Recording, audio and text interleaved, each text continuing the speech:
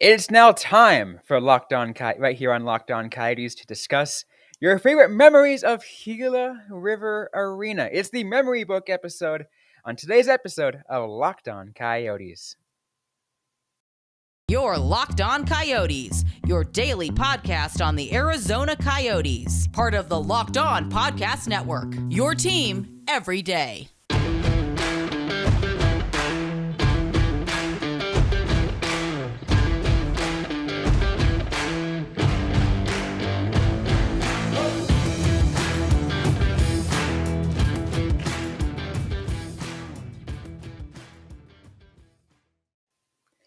Welcome to the show, everybody. I'm Robyn Leonio. That's Carl Pavlik right beside me. On this episode of Locked On Coyotes, we want to thank everyone for making Locked On Coyotes your first listen every day. We are free and available on all platforms, including on YouTube. We will never have a paywall, ever. That's the best part about this show. But we got a big show for you guys today. We have the memory book. We're going to talk to some of your guys' favorite memories of Gila River Arena. We want to thank everyone for putting your submissions out there. We're going to play some of them on today's episode. Before we get to that, though, what we're going to do is we're actually going to share some news that came out mid on Thursday, the day we're recording this, to talk about some pretty good news for the Arizona Coyotes, because the official approval, Carl, came out for the Arizona Coyotes to play at ASU's arena. And obviously, it was already a done deal then, but now the final steps are there, and they're able to start by the beginning of the NHL season in October. Yeah, the October aspect was definitely a very important piece because there was speculation. I think initially the arena was not set to be fully constructed until December. Seems like, maybe they moved some things around, they sped up the process. The NHL and the Coyotes were like, here's some money. Can money make thing happen faster? Yeah. And they were like, yeah, money can make thing happen faster. Money always makes thing happen faster. But still, I'm sure being done in a safe way. Of course, we're talking about construction of an arena that will be there for years to come. It's not just for the Coyotes, it's for the Sun Devils. But yeah, I think it's great. I think that it's nice to just have it like officially approved. It's always nice, especially when we're talking about the Coyotes, to have something like in writing signed Yep. by officials, because that's when it kind of becomes real, and it definitely became real with this, notice. That's when you're able to finally take a big sigh of relief. You're just like, breathe in, breathe out. Yeah. Okay, we got the first hurdle good. We are guaranteed to be playing our temporary venue for a few years. Yeah. Definitely like the first hurdle. There's still the second hurdle with the arena, the full-time arena. That is definitely going to be something that I think we're all going to breathe the sigh of relief when that's completed. I also know that there's a current struggle between Arizona State University and the city of Tempe over a venue slash ramen shop that I really hope does not cascade into a Coyotes arena thing. But, we're talking about municipalities, and we're talking about like relationships between like two big things, and you never really knows what happens. So yeah, I'm glad to see like one thing crossed off the list. I just want the other things to be crossed off too.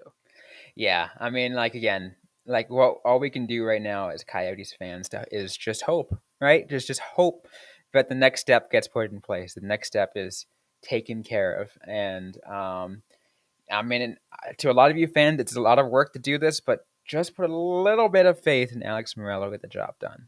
Yeah. I mean, he's doing the right thing so far. Like the things are happening the way that they should. So it's nice to see normal progression, if nothing else. Yeah, just expect all the fans out there that we're still guaranteed to get some crap from all the other NHL fans out there that were playing in a small arena. However you decide to combat that, I mean, that's up to you. We got I've got my own ways. I'm sure Carl, you got your own ways, but that's just gonna be life for the next 3 years. Yeah, pretty much. And especially the next couple months because it's like the thing that's happening right now. I'm sure that eventually people are going to get tired of it. Although, let's be fair, people have been making the same tired jokes about like the Coyotes for the past uh I mean, we're talking about a memories episode, and I've been following the Coyotes and at Gila River Arena for a very long time. So they're the same jokes. It's pretty sad. So yeah, 3 more years of dealing with this. Hopefully less once they actually start, breaking ground on the new arena. I mean, the best way I can combat it is be like, at least the Coyotes have a plan. I'm looking at you, Calgary Flames, Ottawa Senators. Yeah, pretty much. I really like, especially when you look at the Senators specifically, you're like, I feel like things are about to get really bad really quick for you. Uh, in a way where I think Senators fans aren't going to be surprised. Coyotes fans, especially ones like ourselves who like follow the NHL a little bit more closely, aren't going to be surprised. But the wider hockey fandom is going to be like, oh wow, things escalate quickly. No, they didn't. They've just been boiling under the water for a very long time. Yeah, that's just part of. I mean, again, that's just part of the cycle, right? It's Yeah. just never endless. Yep. Pretty much. Pretty much. And the Coyotes are always having to deal with it. And I mean, we are talking about memories of Gila River Arena today. And uh, like I said, I've been covering the Coyotes for a long time. I have been to City of Glendale meetings. I have been to court cases in downtown Phoenix with the Goldwater Institute suing the then Phoenix Coyotes. So I've been at this for a long time, and these memories are all kind of like there's a lot of good, there's a lot of just frustrating. And I think Yeah, that's a big part of being a Coyotes fan, like just having to deal with a lot of this crap. It's a fandom through adversity. yeah, absolutely, um, and that's the interesting part, about the Coyotes' history at Gila River Arena because what we're talking about mostly going to be talking about mostly on today's episode are the happy memories, but again. As I mentioned, when I was calling memories, of course, there are memories that are sad, memories that will piss you off, memories that are frustrating because the Coyotes could have won a game, they didn't, but didn't, Yeah. like, but that's part of being a sports fan. Let's be real, right? Yeah. I mean, obviously the Yeah. Coyotes more so of all the extra frustrations, but like, that's Oh yeah. No, no, I will say that a game that stands out to me in a way that I don't think any other fan has is when the Greg Jameson deal for the Coyotes fell through. I remember going to the Coyotes game and it was an Oilers game and they lost. And it was like, well, that seems fitting for what seems like the end of this. And it wasn't the end, but there is just so much off ice drama that gets stuck with the Coyotes, especially in this very specific venue. Like I do really hope that the move to the East Valley is also going to come with just a less contentious relationship with the people that are involved. And I don't always blame the city of Glendale. I often do, but I don't always because they kind of, you know, things happened in the early aughts, and I'm sure if they could go back in time, they would have not had, you know, Westgate the way they had it. But unfortunately, we all live in the world that we live in. Absolutely. We still got more to get to on this episode of Lockdown Coyotes. We are going to, first, before we get to your submissions, Carl and I are going to discuss just some of the top moments at Gila River Arena. That and I'm again, some of these are going to be mentioned in your submissions, but we're going to just go through what, some of you were unable to share in case you were unable to put out there. And, because there are so many memories that we can highlight. All that in just a moment. But first, a quick word from Carl. So I have a message from our friends at Built Bar. Summer is coming, and with summer, you're going to need some food on the go. Built Bars are the perfect snack to take with you on family vacations. You can throw them in your bag. You can throw them in your kids' bags. You can make sure that everyone is fueled up and ready for your summer adventure. The best part about Built Bars, they're healthy and delicious. So there's no more sacrificing delicious food for health. With Built Bar, you can get both. And it's easy. All you need to do is go to built.com and order now. Built Bars only contain 130 calories, 4 grams of sugar, 4 net carbs, and 17 grams of protein. You compare something like that to a candy bar, which typically has around 240 calories, 30 grams of sugar, and dozens of net carbs. I am always looking to cut out unnecessary sugar. I think that is the worst part of the diet. Like, just avoid sugar when you can. And that's the great part about Built Bar. That 4 grams of sugar, really nice. What I want you to do is go to built.com and use the promo code LOCKED15 to get 15% off your order. That's promo code LOCKED15 for 15% off at built.com. So now, Carl, let's go ahead and talk top memories at Gila River Arena. Things that are definitely, again, they're definitely going to be discussed a little bit later when we go through our submissions, but some that might have not been discussed. Because there were so many things that happened at Gila River Arena, good moments, bad moments, but whatever. Because again, 19 years in one arena, you're bound to get some really, really good stuff. Yeah, absolutely. And I think a lot of my key memories are from a very specific time frame, but I am very curious to see what other people have to say. People older than me, people younger than me, like what was the Coyotes memories of their prime? But yeah, there's definitely a lot of things that we can talk about.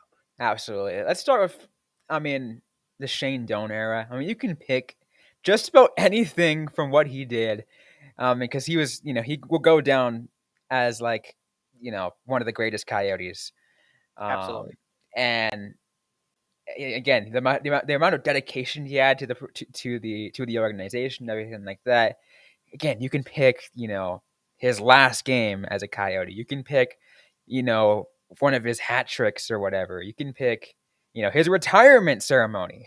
Yeah, the first jersey to be retired officially, making us all very confused about what the Ring of Honor meant. But still, that has always been a fun part, specifically of Gila River Arena. I think the Ring of Honor really lost all meaning during the Gila River Arena time. Well, Ring of Honor, I understand the Ring of Honor versus retirement of Jersey. Ring of Honor was like, all right, you were a key player in our program, and we're gonna put your name up on up in that ring. But the re- Jersey retirement isn't the difference in the sense that no player is ever gonna wear that jersey number again. Yeah, but Um, I feel like the Ring of Honor, because it includes classic Jets players, like yeah, that created like a weird distinction because I think it was Martin Erat was the first player to take a Ring of Honor number, and it was from a former Jets player. So the Coyotes announced, and apologies if I'm like misremembering this, but we are talking about memories, so memories are fallible. They're like, no, it's fine.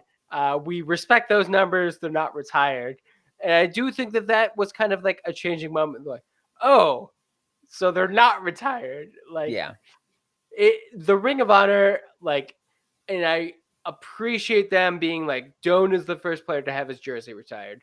Like that fits, yeah. but Of course. it's it's just kind of a fun moment. I will say my Doan memory, the one that always stands out to me, was I was there for Doan's first hat trick, and I remember people leaving, and I remember talking to my friend. I'm like, Doan has 2 goals. Why are you leaving with an empty net? And yeah, that was a big one for me. Like Doan's first hat trick was a fun memory that I do not think like just because there was so much buildup. Like we all knew that Doan didn't have a hat trick, so it was fun to see like that kind of collective experience of a moment. And again, and I'll go back to this. I think a lot of people remember stuff like that most because of how much Shane Doan meant to the team, meant to the Yep, city. absolutely. And just like yeah, and the fact that he was always such a good player. And there was like, I will say this, like, to the day I die, I love the fact that Shane Doan was the type of captain who would go out and score a goal to try Mhm. and motivate his team. He would also drop the gloves. He would also play physical, but he could score a goal. And I think that is one of the most important things. Absolutely, Yeah. absolutely. A couple other things that are probably going to be on this list, Carl. The whiteout games during the playoff years. Like, Whiteout games are fun. I Yeah. mean, like, again, yes, you're taking a tradition from the Winnipeg Jets, but like, how awesome is it to see a arena full of white? Like, it's just awesome, right? I mean, like, Yeah. everyone's wearing like a white shirt and whatever, and you're just like all the fans rallying together during the postseason, which we already know is the best time for hockey. And it's just like freaking atmosphere. Absolutely. I will add one kind of sub moment to that. Another great moment that I was at the arena for, the BLA chant at the end of the Nashville series, which happened during a whiteout, but just being in the crowd for that spontaneous chant, that is a Phoenix sports memory. Like, that should be enshrined in like the Phoenix Sports Hall of Fame. Oh, absolutely, absolutely. I mean, like, again, getting that collective beat LA for in any case is just chilling. Like, Yeah, like sometimes I'm not at the games when they happen, but again, being a Bay Area sports person growing up, that was very common. And it just no every time it happens, it's chilling. But like in the playoffs, I can only imagine how yeah, awesome that would have been. yeah. It's rather unfortunate that they couldn't beat LA. No. But I mean, just the chant, the city rivalry, like that was a glorious moment in Coyotes history. And like, let's be fair, the only time they have ever exited the second round. So that's just a big moment.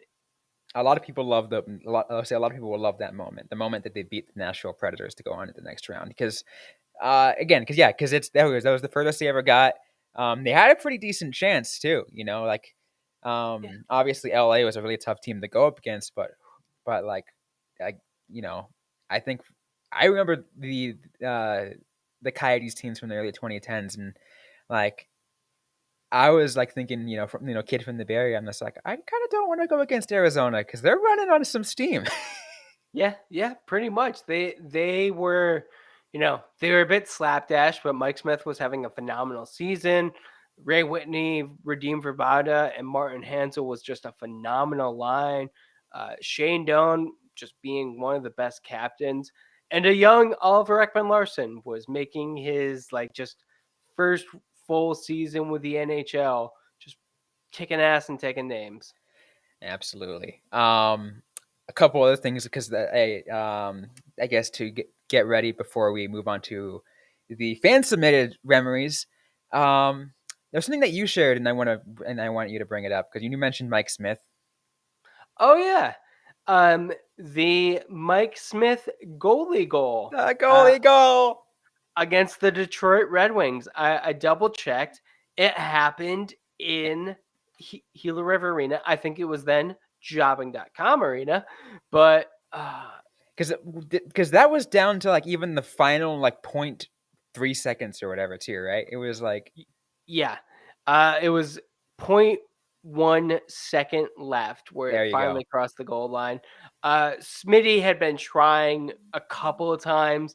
Like, Mike Smith as a goaltender, I thought had phenomenal puck control in a way where I am fine with like any future goaltender like trying to like go out and like Yeah, collect the puck and shoot it. Like, if you can't do it, I don't want that. But like, I'm never against that as a concept. But Mike Smith getting the goalie goal, just great. Another like just piece of Arizona hockey like legend. Like, yeah. a goalie goal is so rare, and the Coyotes have one, and it was a fucking beautiful one. I know. I love it. I absolutely love it. Like every now and then, I will take like I'll just look back at the highlight. I'm like, oh, goalie goals. Yeah, especially because just the way he shoots the puck. It's very I can't explain it. It's so fun to watch. I recommend if you were listening, uh, provided you're not driving in your car, just pull up the goalie goal, just search Mike Smith goalie goal, and you will see it. It'll give you a good smile. That's for Yeah, darn sure. We got more to absolutely. get to on this episode of Lockdown Coyotes. We're gonna get to your submissions that you sent to us on the to the podcast that we can use on the show. I'm glad to share these. Absolutely excited because there are some great submissions out there. Before we get to any of that, though, I want to tell you guys about BetOnline.net because BetOnline.net is your number one source for all your betting stats and sports info. Find all the latest sports developments, league reviews, and news, including this year's basketball playoffs, Major League Baseball, and the weekend's run to the Roses at the Kentucky Derby.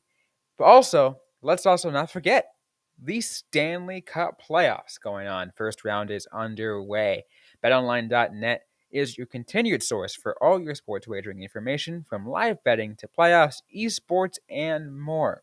Head to the website today or use your mobile device to learn more about the trends and action. BetOnline, where the game starts. So let's finish this episode of Lockdown Coyotes. Once again, Robyn Leonio and Carl Pavlik, by taking a listen to some of your fan-submitted memories. A lot of these, actually, I got a chance to interact with fans myself. I was at the second to last game against the St. Louis Blues, and I got a chance to talk with some of you fans. I circled the concourse. I saw it 15 times or so. Obviously, I'm not maybe over exaggerating, but maybe also pretty accurate.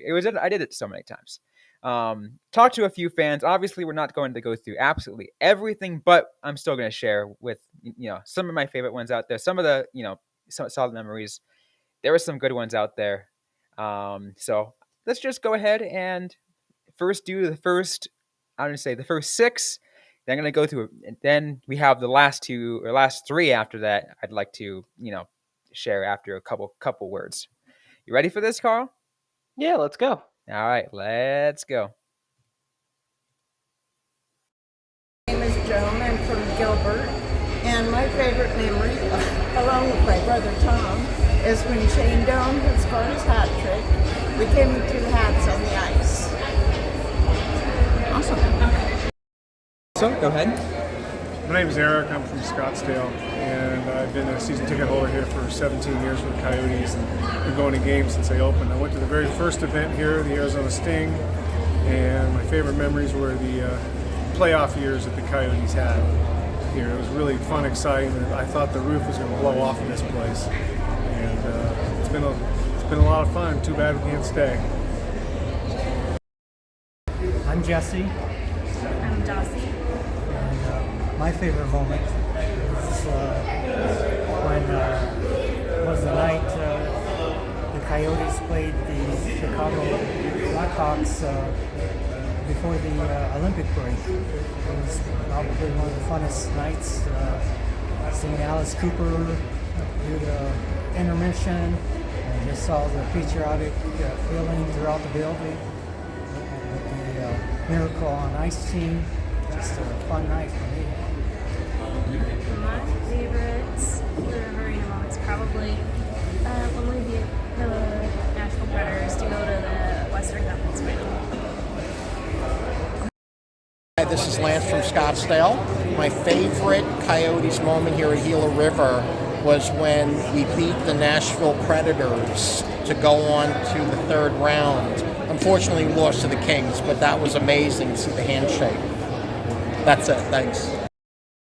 First would be the playoff run that they went to the Western Conference Finals in 2012, and they were so close. And Donor was trying to carry them all there, and we just came up a little bit short. It was awesome, great games, a lot of energy, a lot of crowd at the game.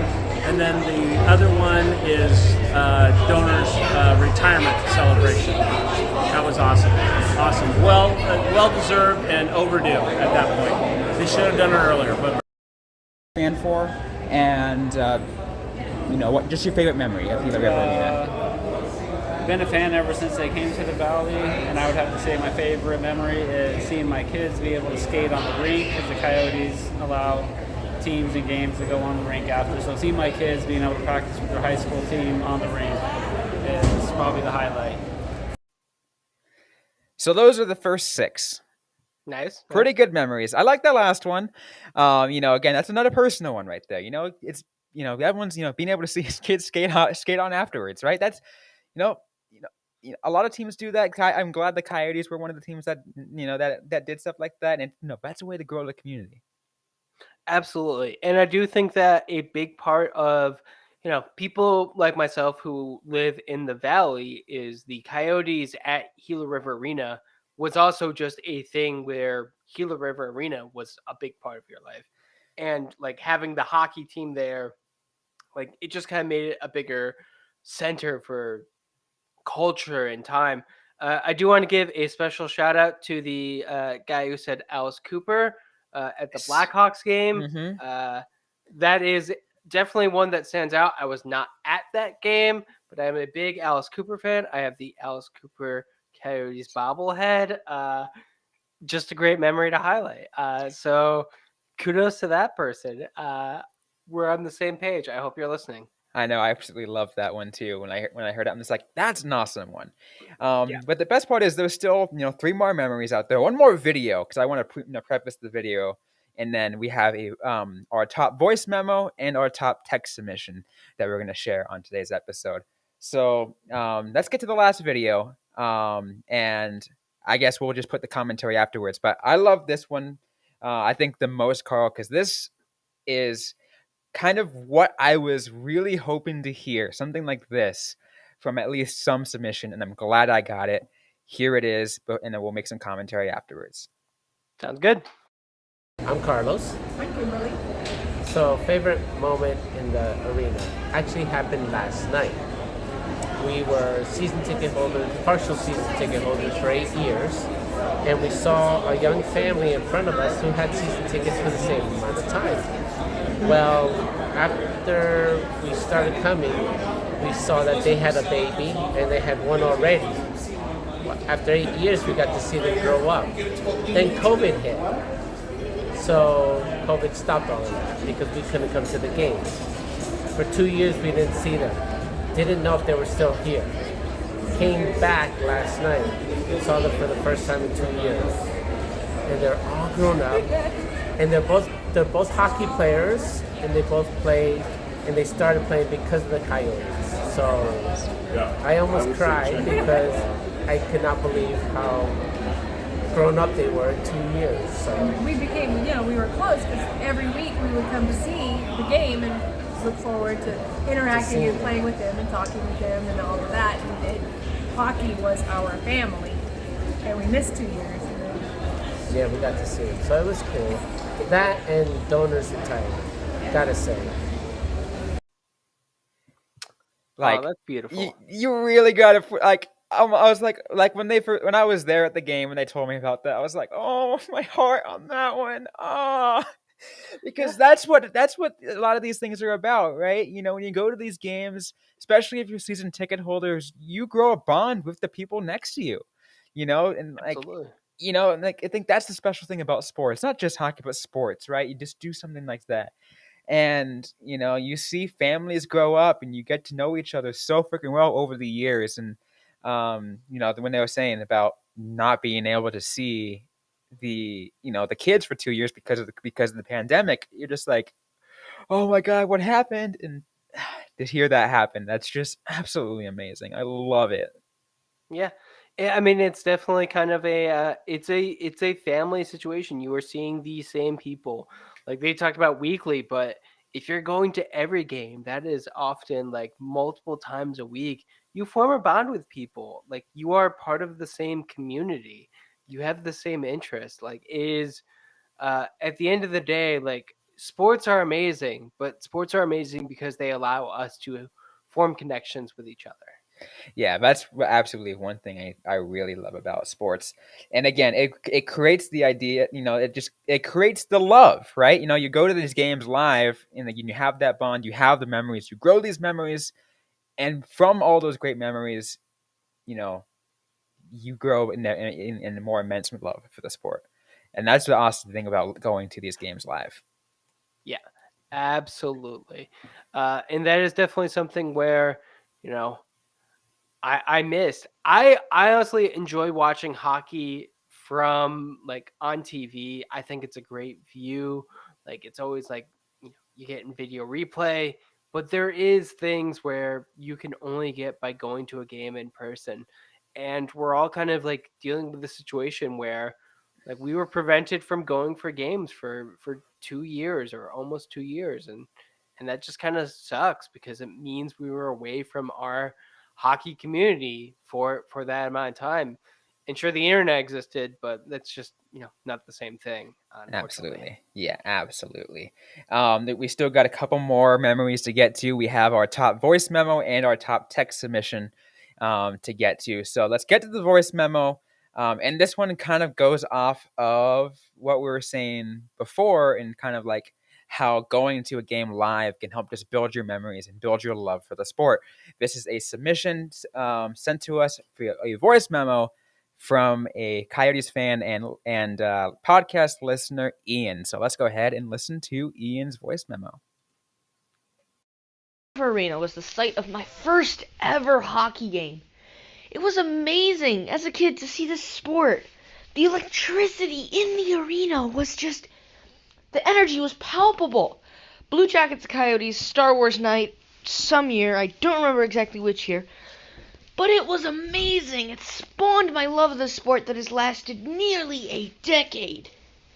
And it's led into so many things, like the Coyotes, the Gila River Arena as a whole, the NHL as a whole, hockey as a whole, has played such a huge part in my life since that day.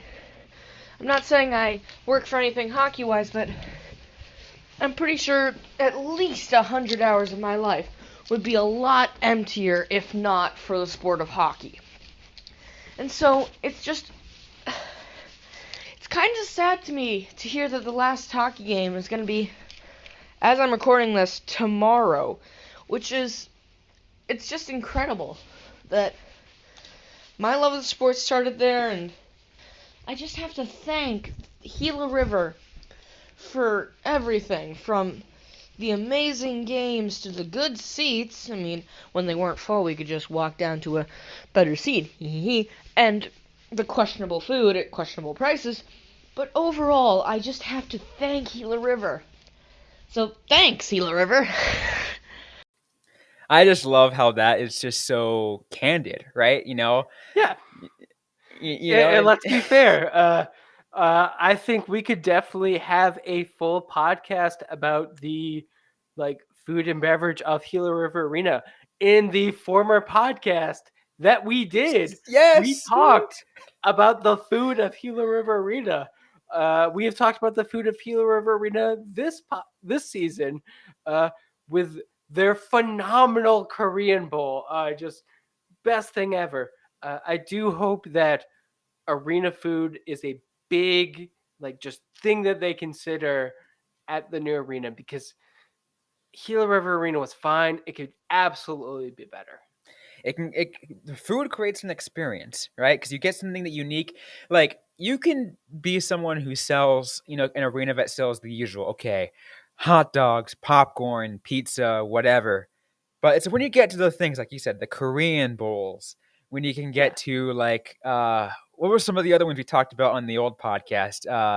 Chicken There and was donuts, right? the chicken donut sandwich. There was the pretzel that came in a pizza box. Yes. It was just a giant ass pretzel, delicious pretzel. Really liked it. I just grabbed a bag and had a bag full of pretzel. It was fun, but yeah, like I think one of the things everyone's pointed out, beer is too expensive at hockey games, and that Yeah, was it's a big thing at Gila River Arena, and kind of like why, especially me when I was like just out of college, love the dollar beer, dollar hot dog night, because absolutely. yeah, there are like specific memories from like every single food type in Gila River Arena. Like the fact that there was a Tim Hortons for a while. Like specifically to appeal to Canadians. There was Tim Hortons, and then there was a Dunkin' Donuts to, I don't know, have a not Tim Hortons, but it's just a lot of food memories associated with that arena too. So I'm glad that was brought up because it's a big part. Yeah. I also want to, give a shout out to Ian, in his memo is, just again talking about how a single game can launch your love for the sport. Yeah. Right? Because that's, we don't talk about stuff like that enough because we talk about, fans who just start going to games and then like over time they go to love. But one game launches this love for the sport. Like, Yeah. that's awesome. It, yeah. And also, I think definitely a very Arizona thing because, when most people from traditional hockey markets talk about like their first hockey game, it's as a kid watching with their parents. Most people I know in like Arizona who have lived in Arizona for a long enough period of time, they're like, yeah, no, I went when I was slightly older to a game in Arizona. Like, and before that, like, I didn't really have that big a connection. But you see it in person, and you really like fall in love with it, and that's like, that's just a very quintessential Arizona thing for me. Absolutely. We still got one more memory. It's our text submission, our top text submission from a lockdown listener and Coyotes fan, Dale. Dale has a pretty long one, and honestly, I think this is a pretty awesome description. So let's go ahead and get to this one, and we'll go ahead and discuss, get ready to close things out. So here we go from Dale. Probably one of my favorite moments was 2 years ago when Chicago was in town and we had Antti Ranta in net.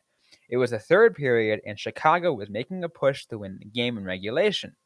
Ranta was down on his stomach, and as they shot the puck towards the net, and Ranta made the most spectacular save by kicking his legs upward.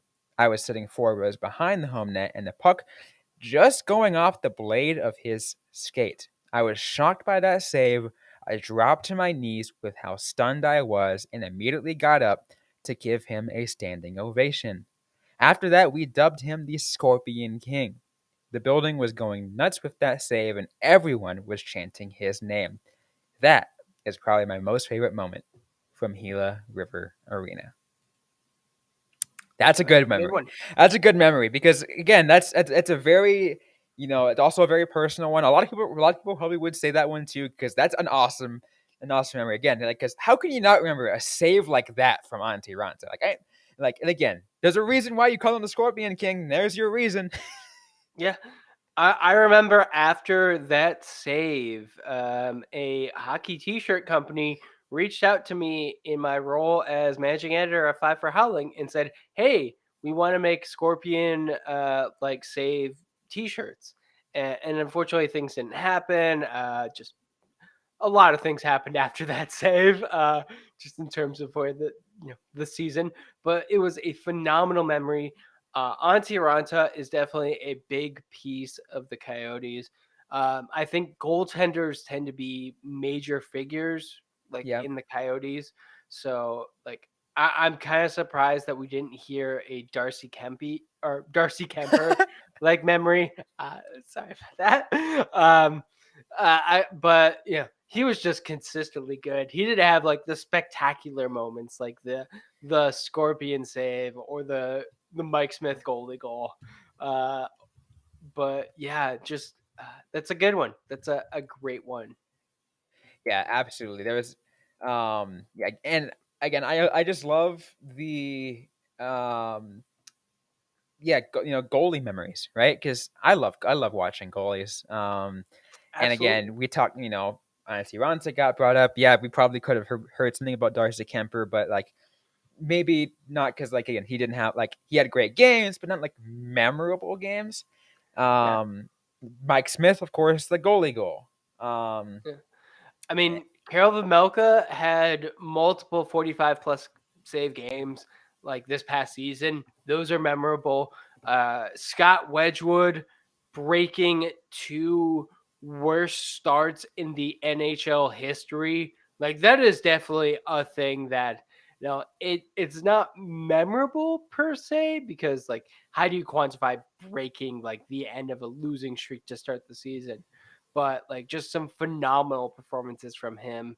And just in general, I think goaltending has been a major part of the Coyotes. Yeah, I'll go back a little bit on that, and think I was thinking about goaltenders for the Coyotes, and I'm like, there was a one goaltender that I remember, even as a kid growing up in the Bay Area, because I think it was something that he did in the 2010 playoffs, and you're probably thinking back. Yes, I'm talking about this to some fans. I am talking about Ilya Bruskov. Yep. I forgot what it was that he did. I think it was something that has to deal with, and I think this was him. So correct me if I'm wrong on this one, but just because it was something that showed up in the news, I absolutely loved it. Is his kid, kind of made a drawing, about for his for his dad, Sure. and he got that drawing transferred onto the back of his mask. I'm trying to remember. I do not recall that specifically. Uh, I know Mike Smith had his kids on the back of his mask for a long time, so like that's making those memories very foggy. Uh, I will say this: Brizgalov, phenomenal, presence, personality. His best moments, like just as a person, were not with the Coyotes. Yeah. I hope that is true because that is a very sweet moment. But he didn't give us the "don't have to be mad." He didn't give us the humongous big like during Coyotes time. He really like kind of flourished with the Flyers. But yeah, no, like he's another one. And let's go even a little older. A lot of people have told me that Sean Burke is one of their favorite Coyotes, just because like his time with the team, and Holly Boobin. Like there is just so many Coyotes goaltenders. They tend to stand out for some reason in a way that goaltenders like more in general stand out.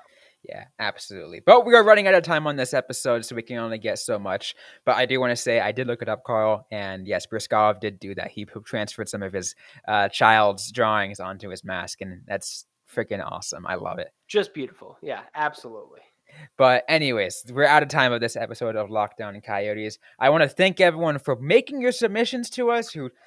Those who talked to me at the game, I want to thank you as well. Hope you guys are listening to this, to see how this episode turned out. I'm glad how this turned out. We had some absolutely great memories on this episode.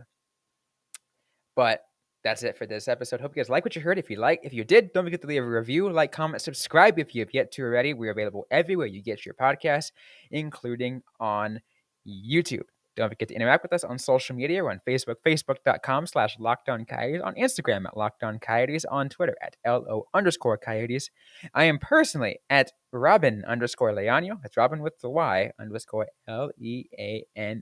Carl Pavlik is Carl Pavlik FFH. Interact with us, asking the question you might have, and we might answer right back or on a future episode of the Locked On Coyotes podcast. And as a little teaser for you guys, next week, beginning of next week, we will be talking NHL draft lottery as we get ready. The draft lottery is on Tuesday. We will be getting ready for that to have a live show on Tuesday as we discuss the countdown to it, have a live reaction to what the Coyotes get.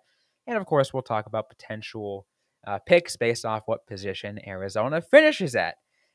Plus, we'll also have plenty of episodes talking to fans, talking to some great people. So you will not want to miss next week's episodes of Lockdown Coyotes. Anyways, that's going to be it for today's episode. Hope you guys are staying safe out there. Hope you guys are staying healthy. And don't forget to howl on.